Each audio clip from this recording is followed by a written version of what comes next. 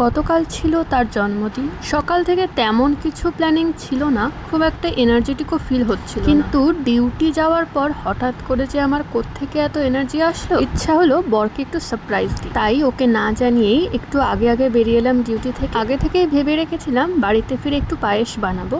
এবার ভাবলাম যখন একটু আগেই চলে এসেছি তাই একটু কেক বানাই। এমনিতেই খুব একটা ভালো রান্না বান্না করতে পারি না, তার উপর আমি সব থেকে বাজে যেটা বানাই সেটা হচ্ছে কেক। তাই সবার প্রথমেই ইউনিভার্সাল কাজের মাসি টাইপের করে চুলটা একটু বেঁধে নিলাম। একটু ডিনারের প্ল্যানিং ছিল, তাই আগে থেকে কুর্তিটা বার করে রাখলাম। আর এই গোলাপ আর ডেয়ারি মিল্কগুলো কিন্তু আমি ওকে দেওয়ার জন্য আনিনি, কেন এনেছি সেটা পরেই দেখতে পাবে। এর আগে কেক আমি একবারই বানিয়েছিলাম, এই নিয়ে সেকেন্ড টাইম। যেহেতু আমার স্পাইসি বেশি পছন্দ সুইটের থেকে, সেই জন্য স্পাইসি টাইপের রান্নাগুলো করতে আমার বেশি ভালো লাগে, তাই ওগুলো নিয়েই আমার বেশি আইডিয়া আছে। কোন তরকারিতে কতটা লঙ্কা দিলে কতটা ঝাল হবে এটা আমি জানি, কিন্তু ডেজার্টের ক্ষেত্রে ঠিক উল্টো, কতটা চিনি দিলে কতটা মিষ্টি হবে এটা আমি বুঝতে পারি না। মন থেকে খুবই ভয় পাচ্ছিলাম, কেমন হবে আমি নিজেও জানি না। এই যে এবার দেখে নাও ডেয়ারি মিল্কটা আমি কেন কিনেছিলাম। একে তো কেক বানাতেই পারি না, তার উপর আবার বেশি কায়দা করে আমি ডেয়ারি মিল্ক কেক বানাতে গেছি। আর যাকে সারপ্রাইজ দেবো ভেবেছিলাম সে কেলিয়ে গিয়ে আগে কাজ থেকে চলে এসছে আর আমার প্ল্যানটাকে পুরো পণ্ড করে দিয়েছে। প্রথমে ভেবেছিলাম ওই কটা বাইটসেই হয়ে যাবে, পরে মনে হলো না, কম হয়ে যাবে, তাই আর কটা অ্যাড করে দিলাম। তারপর বার্থডে ম্যানের মুখে একটা বাইট গুঁজে দিলাম। হ্যাঁ, ম্যানই বটে, আর বয় নেইও। একে তো কেক বানাতে পারি না, তারপর আবার ব্যাটার গুলতে গুলতে বিটারটাই খুলে গেল। এই গলে যাওয়া ডেয়ারি মিল্কটাকে দেখে কি মনে হচ্ছে আমাকে একটু কমেন্ট করে জানাও প্লিজ, কারণ আমি নিজের মুখে ওটা ঠিক উচ্চারণ করতে পারছি না।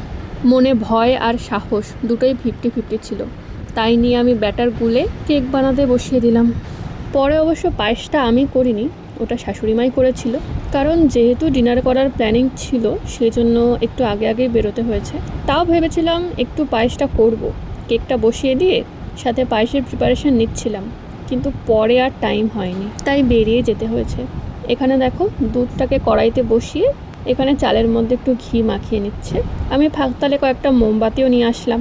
পায়েসের দুধ ফুটে গেছে আর এদিকে দেখি কেকটা কত দূর হলো। এদিকে যেই কুর্তিটা পরবো বলে ভেবেছিলাম তার সাথে লেগিংস ম্যাচ হচ্ছিল না, তাই আগে থেকে বার করে রাখা এই জিন্সটাই পরে নিলাম। রেডি হতে হতে দেখি আমাদের ক্যামলা ভাই আমাদের জন্য ডেভিল নিয়ে এসছে বার্থডে গিফট হিসাবে। 3টে এনেছে, কারণ একটা আমার, একটা ওর ছোটদার, আর একটা হচ্ছে ওর নিজের। তারপর আমি আমার কারেন্টলি ট্রেন্ডিং হেয়ার স্টাইলটা ক্রিয়েট করে নিলাম। আর পাশ থেকে আমার বর বলছে জন্মদিনটা আমার আর সাজুগুজু করছো তুমি। আর এই চক্করে আমি মুখে ক্রিম লাগাতেই ভুলে গেছি, তার আগেই লিপস্টিক পরে নিয়েছি। কি অবস্থা বলো।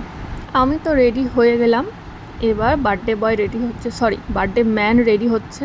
দেখো ভুঁড়িটা দেখেই বোঝা যাচ্ছে ম্যানই বটে। আর আমি আজকে ওকে আরও ভুঁড়ি বানাতে নিয়ে এসেছি রেস্টুরেন্টে। চলে এসছে আমাদের মিক্সড ফ্রাইড রাইস আর শেজওয়ান চিকেন। ডিনার করে বাড়ি ফিরে সেই পচা কেকটাকেই কাটা হলো। আর ওই যে বলেছিলাম গোলাপটা কোন কাজে লাগবে, দেখতেই পাচ্ছ কোন কাজে লেগেছে গোলাপ। আর এইভাবেই আমাদের গতকালের দিনটা কেটেছিল।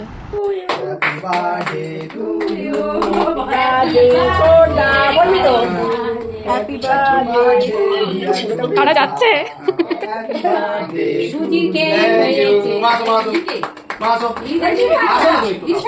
ডিম ছাড়া